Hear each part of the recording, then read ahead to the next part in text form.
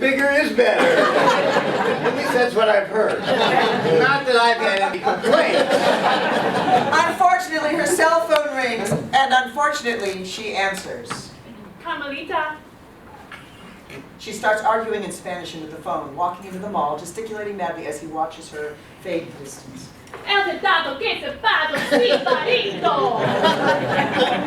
Is this pathetic?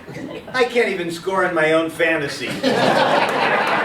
Carmelita! Hey! Cut to interior Albie's house, bedroom. Cut to Albie tossing in bed. His wife, the lovely Marta, is awake, watching wearily over him. You're talking in your sleep again. Mumbles or full sentences? Neither. Who's Carmelita? Oh, you mean, what's Carmelita? It's a good thing that you're not addicted to Starbucks like the rest of the world. It's their new Frappuccino.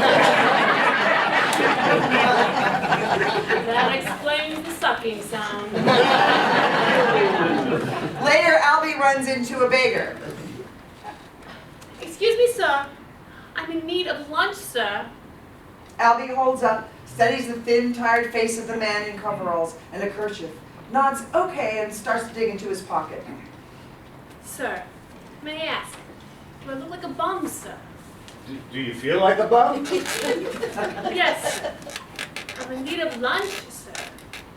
Well, you know, my religion teaches that if a man begs, you give him something.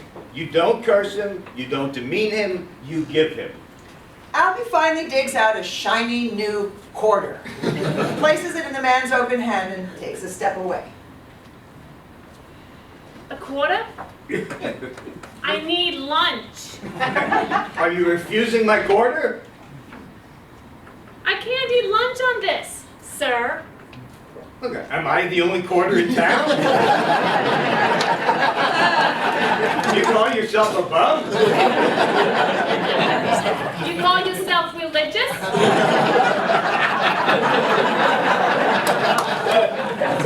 You build a business, 1 quarter, 2 quarters, 3 quarters, 4. It's a long way to lunch. Now, do you want it or not? The man refuses to take the quarter from Albie's outstretched hand, studying yet long and hard. All right, fine. Here's $3. You ought to be thankful that you're on a bank street corner here. Location, location.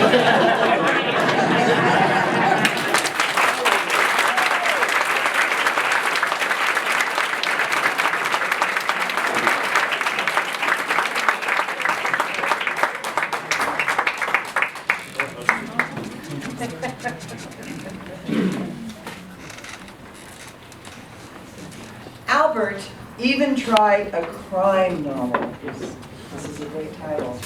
Final Therapy. That's enough. Clap, clap, clap, clap, clap, clap, clap, clap. You can name that tune in one clap. Baby, baby, baby, don't leave me. Please don't leave me. Don't leave me all by myself.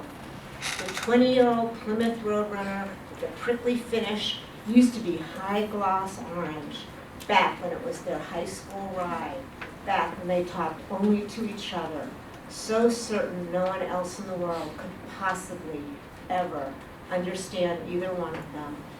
When Maura was 11, her folks turned the key on their Canoga Park trailer home and drove to Bakersfield, where they bought a rickety dirt racetrack with money they'd saved by, quote, by not having both a house and a car payment. She didn't believe it was possible, but she was even more miserable in Bakersfield. Canoga Park was no glam trip, but Bakersfield was 2 cups short of Hicksville. She worked concessions at the track for tips and quickly learned the earning power of tight jeans and halter tops as she became of age. By 14, she'd heard it all. She was 15 when they moved again, trading up to a track with grandstands in Tucson. She was a miserable beauty until she met Matt, a high school kid with a dirt bike. A reluctant jock, quiet, liked to ride, and one day started working at the Ride and Go for racing privileges. From dirt bikes, he moved to stock cars and bought himself a barely used Plymouth Roadrunner, fire alarm orange. He raced it and won. He had quick reflexes and cool running blood, perfect combination for competitive driving. When he signed a minor league baseball contract right out of high school, he agreed to give up outside sports, especially stock car racing. 2 years later, they married. The same year NASCAR started using the track. They all thought it was the best year of their lives. The voice on the stereo trembled with innocence. I've got this yearning, burning feeling inside me, deep inside me, and it hurts so bad.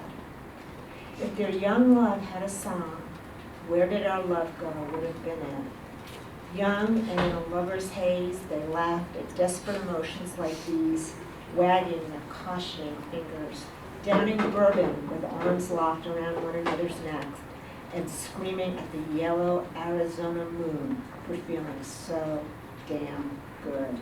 It was what you did with Heartaches, sung by Diana Ross and the Supremes, back before the world got ugly and the music got angry, when life was like a freshly raked ball field, all new and smooth as hope.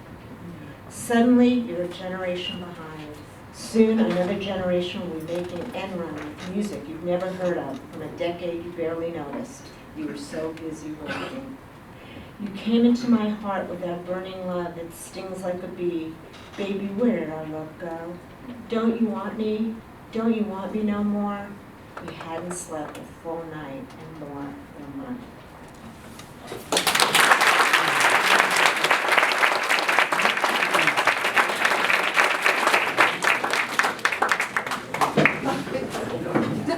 Someone's coat's been a very nice rub. Wow. That's really wonderful.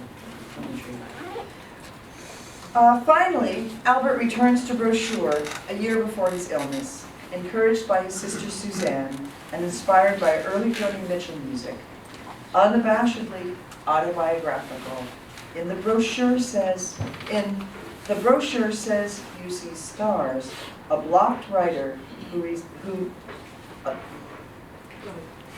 The brochure says you see stars, a blocked writer who believes in nothing, resists falling in love with a girl who believes in everything. Dave Escamilla and Haley Gilbert.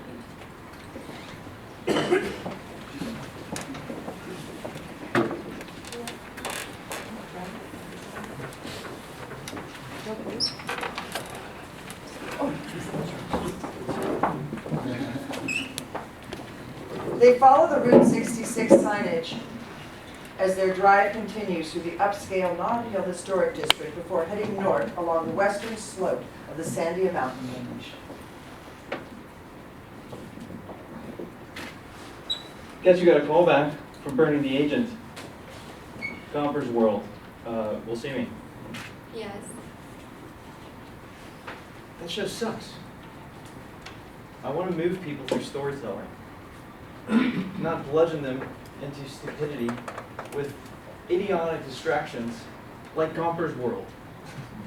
Do you even know what you really want? You've got this passion. You made it about writing. Like you set this arbitrary goal. I want to want. It's like anything I don't care about, I can do. But put me face to face with something I really want, choke. Self-destruct. Foot in my mouth. I hear myself while I'm doing it, and I can't stop. Like I really go out of my way to screw up what I really want. Well, what do you expect? The one thing you ever really wanted was taken from you. Who wants to open that one? Go left on Paseo del Monte. You're so afraid of feeling good, you self-destruct in a preemptive strike. You tell yourself you're afraid of not getting what you want. Maybe what you're most afraid of is getting it.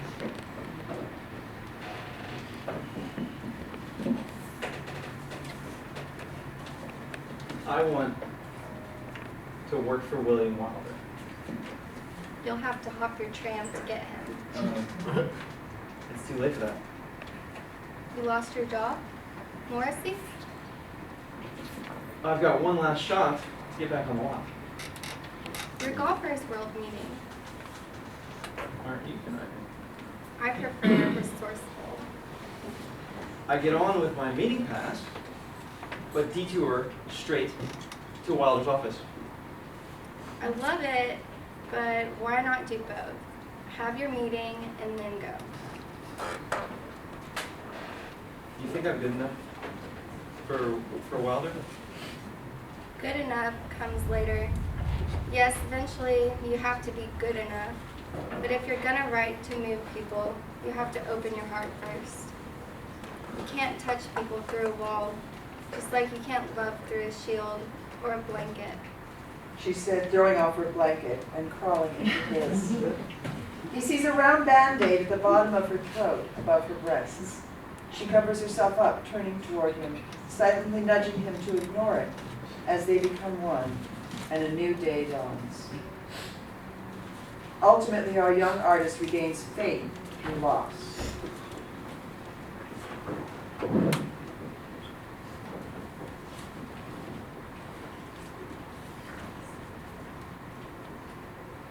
Ultimately,